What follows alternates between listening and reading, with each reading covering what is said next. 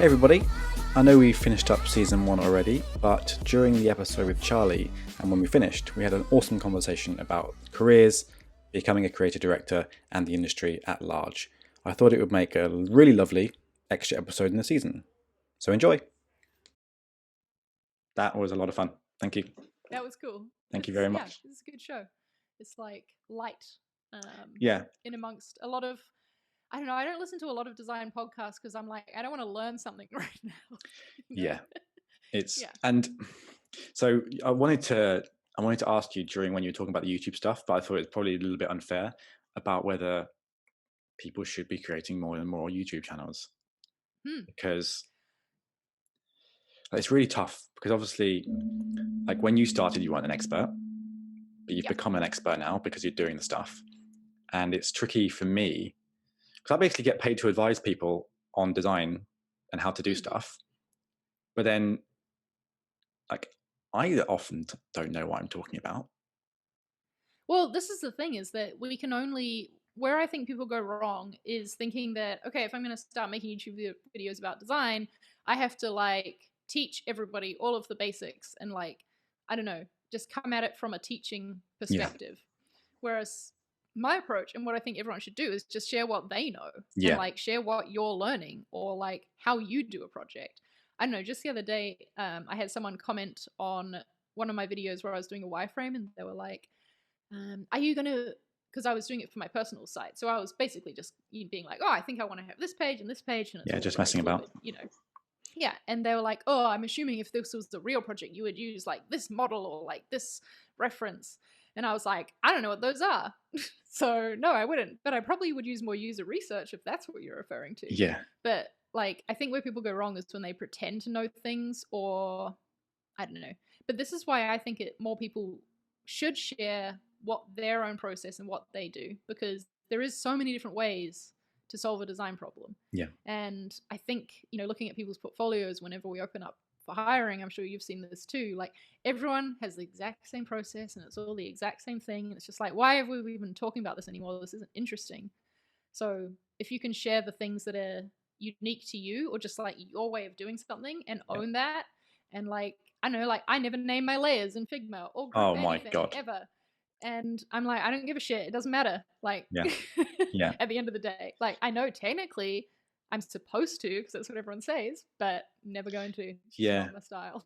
Yeah. I think there's a really challenging crux point in the moment where like take the point of every portfolio looks the same and we need in applications you need to stamp your own personality or authority on the approach and what you're doing. But at the same time we need to challenge that like this side needs to happen. How do people manage building this personal brand as well as having a job as well and possibly having children, looking after a new cat, whatever it is that is I'm just a bit nervous about how that's potentially becoming quite unfair for people to have to do the extra. Yep. Yeah. And that's right. And the thing is that that extra stuff does make you stand out.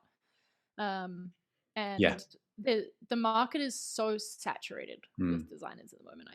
I think there's way more designers than there are design jobs, like good design jobs anyway at the moment. And that perhaps maybe like 5 years ago that wasn't the case. And companies were like, I don't know, it feels like companies are still desperate for designers, and yet also designers are desperate for jobs. And it's like, where is this? What's happening here? Well, I think that a lot can be answered by people thinking throwing pixels at the problem will solve it, or will. But at the same time, people are also aware that it's really hard to manage the return on investment of a design position. It's like, okay, well, let's just rebrand or something. Let's just like change the design of the page, and that should work. Yeah. Rather than putting people down a path.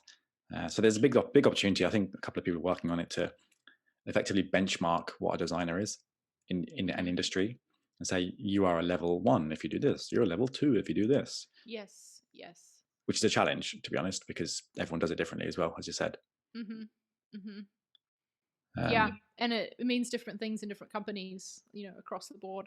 I've really struggled with my role now as creative director to find like benchmarks of salary and things like that, because especially in like this role within a tech company is completely different to what it would be in an agency, you Mm-hmm. know? And that's what most of the benchmarking you find for the title Right. is, because Right. we search by titles, right? And like, Yeah. because it's really the only consistent thing you can try and search by. Yeah. I know that Figma was trying to find a creative director for a long time. Mhm. And it's probably the similar issues that it's like, what is it, and how do people find Yeah. it? Even Yeah. for me, designer advocate is not a job title anywhere other Right. than right here. So Yeah. I'm pretty sure Envision, well, they used to have one as well. I right. know that they tried to get me to apply for one many, many years ago. I don't know if they, yeah, what happened to Envision? I'm not allowed to talk about that contractually. Okay. Yeah. But yeah, I think that, yeah, especially because you've gone from internally being something to that position as well. Mm-hmm. If you Yep. applied from the outside, you'd be intentionally looking for it to benchmark it against what you thought it would be. Exactly. Whereas if you're Right. creating it as well at the same time, then where Yep. does it start and where does it stop? Yep. And it's also like the company doesn't know what this role should be either, you know? So it's kind of a little bit of like, will you tell us what your job should Yeah. be? Do you Which is find kind that of fun. you actually enjoy that kind of obscurity? I would love that. I don't know. Yes, but no. When it seemed like there's been a few times in the past 6 months since I moved into this role where it seemed like we weren't aligned in what this meant, and because it's like not clearly defined, it felt like, well, how do we both fully understand what this role is and like get on the Yeah. same page about it when we both are bringing like completely different perceptions to it? Mm. You can't really bring a different perception to what a design role is. Like a Yeah. designer, like they're Yeah. going to design things. Yeah. Pretty easy. What they design might be different, but you know.